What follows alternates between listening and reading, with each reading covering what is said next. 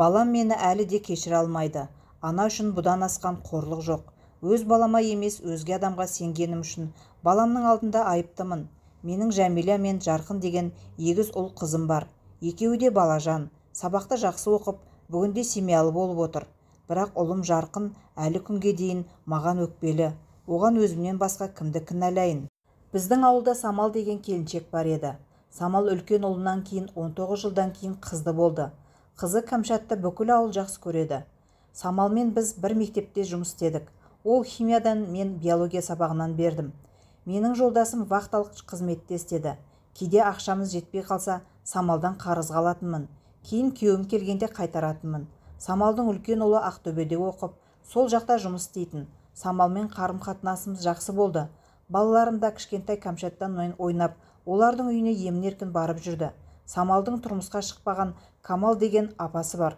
Камал апа үйін сатып, сіңілісінің үйіне көшіп келді. Камал апа неге екенін білмеймін, мені және менің балаларымды аса жақтырмайтын. Біз сол үйде болсақ, түртпектеп артық сөздер айтатын. Бір күні Самал балам Жарқынды шақырып алып, Кәмшатқа математикадан есеп шығаруға көмектесіп жібер деді. Жарқын балам сөзін жерге тастамай үйлеріне барды. Мен ол кезде жұмыстамын, жолдасым қызметте. Жарқын сол үйде 2 сағаттай болып үйге келді. Кешкілік уақыт еді. Дастархан басында жиналып отырғанбыз. Бір кезде Самал үй телефонына хабарласып, «Ғалия, үйдегі 5000 теңге ақшам жоғалды. Жарқын алды ғой деймін» деп қалды. Мен бірден Жарқынды тергедім. Балам ағынан жарылып, ақша алмағанын айтты. Самалдың сөзі маған қатты тиген соншалық Жарқынды алдыма салып, оның үйіне алып бардым. Ақшасы жоғалған Самал барлығын Жарқыннан көріп отыр. Оны Кәмшат та, Камал да қолдады. Жарқын болса, мен Кәмшаттың жанында болдым, басқа бөлмеге тіпті кірген емеспін деп жылады. Баламның көз жасына сенбедім. Самалдың сөзіне еріп, баламды көшеге шығарып алып сабадым. Бұл шу бүкіл ауылға тарады. Айқай-шу ұзаққа созылды. Жарқын мойындамаған сайын оны мен таяқтадым. Оны бүкіл ауыл көрді. Қызым Жәмила жүгіріп келіп, «Мама, Жарқын онда емес қой, ол ешқашанда алмайды» деп ажыратып жатты. Жәмиламен бірге көршілер де ажыратты. Бір кезде Жарқын, «Біреудің ақшасын қайтемін, сен маған неге сенбейсің? Мен сол Самалыңнан кеммін бе?» деп жылап сайға қарай жүгіріп кетті. Жәмила мен ауыл балалары соңынан жүгіріп кетіп еді. Ол да ұстатпады. Түн жарымға дейін шулап үйге келдік. Жарқын сайда жылап-жылап үйге келер деп ойладым, бірақ таңға дейін ол келмеді. Түні бойы көз ілмей баламның қайда жүргеніне алаңдадым.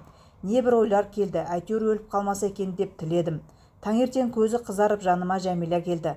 «Жарқынды бекер жазалап отырсың, оның кінәсі жоқ, енді үйге келсе болды, келмесе қайтеміз» деп айтты. Осы сөзден кейін баламды іздестіруге кірістік. Ауыл балалары да қосылды. Көрші Забира деген апа, «Балаңды соншама жазалағаның не? Ақша жоғалса неге анау Самал милиция шақырмады? Әй, соның үйінде түбінде береке болмайды» деп айтты.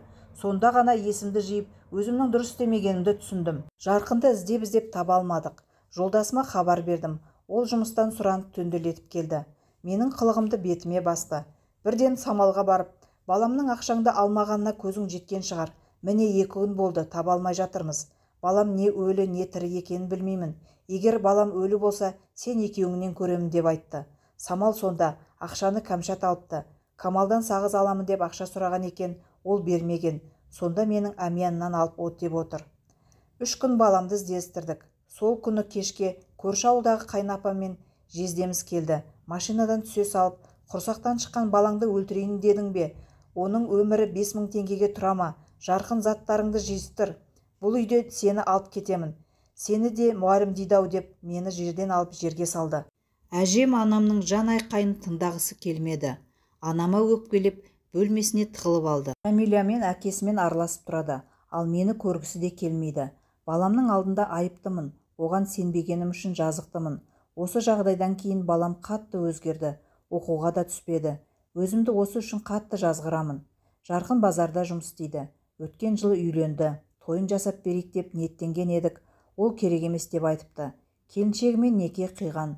Келіні магазинде кассир болып жұмыс істейді екен. Қалада пәтер жалдап тұрады. Жақында сәбилі болды. Баламмен араласқым келеді, немеремді, келінімді көргім келеді. Бірақ оған Жарқын жолатпайды. Әкесі, қызым, тіпті қайнапаларым арамызға түсіп, татуластырғысы келіп еді, Жарқын көнбеді. Менің осылай оқымай далада жүргеніме сол кінәлі. Самалдың сөзіне сеніп туған баласына сенбеген анаға мен бармаймын деп айтып. Сол оқиғадан кейін күйеуімнің, қайын жұртымның көзқарасы өзгерді. Ауылдастар да маған аса жоламайды. Қызым Жәмила көрші ауылда ата-енесімен тұрады. Оған қайта-қайта бара алмаймын.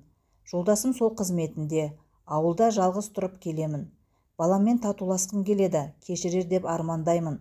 Самал сол оқиғадан кейін 3 айдан кейін үйін сатып, малын сатып қаладағы ұлының қолына кетті. Мен де қалаға жарқынымның үйіне барғым келеді, бірақ ол мені көргісі келмейді.